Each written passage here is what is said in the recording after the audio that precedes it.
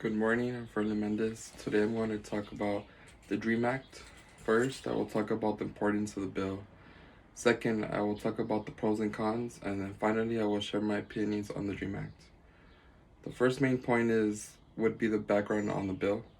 The DREAM Act is a Development, Relief, and Education for Aliens Minor Act. It's also known for granting temporary residency with the right to work when they came to the U.S. as minors. If later on they qualify for permanent residency, they can apply. This bill began in 2001. My second main point would be explaining on what the DREAM Act is. The DREAM Act is around so kids that came to the U.S. before the age of 18 can stay legally if they are enrolled in school. They can obtain permanent residency or legal status if they go to college or serve in the U.S. military. The bill provides students with a path to citizenship, regardless of status passed on to them by their undocumented parents. The third main point would be the pros and cons.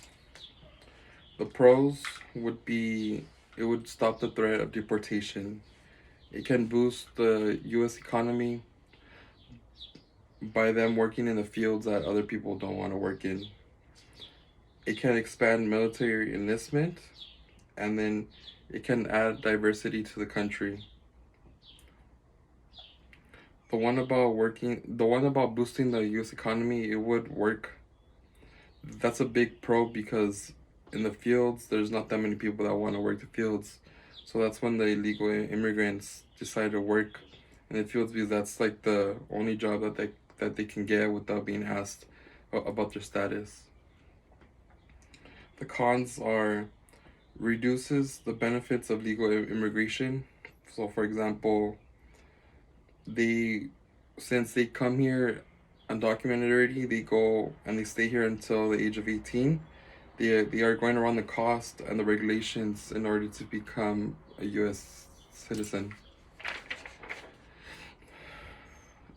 The other con is increases illegal immigration. So coming to the U.S. knowing one day their kids are going to be legal.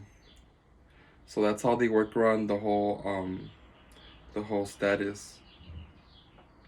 The other one would be removes resources from legal and citizens that came here, that they spent their money and had to go through all the process.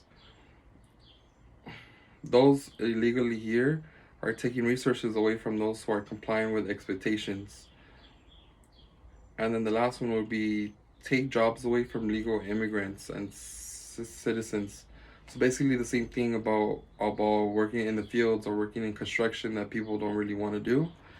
The immigrants decide to go do that because that's a job that no one really wants to have because it's hard labor and they're out for like 10, 12 hours in a day. The last main point would be on what I think about this whole DREAM Act. What I think about the DREAM Act is that I see it in a positive way for the people that are illegal. The young immigrants are not to blame for in the current situation, so they shouldn't be punished for anything for the current situation because it wasn't their fault. It was their parents' decision to come to the U.S. and look for a job and make their kids have a better life. It shows that the DREAM Act immigrants could provide a powerful boost to the U.S. economy.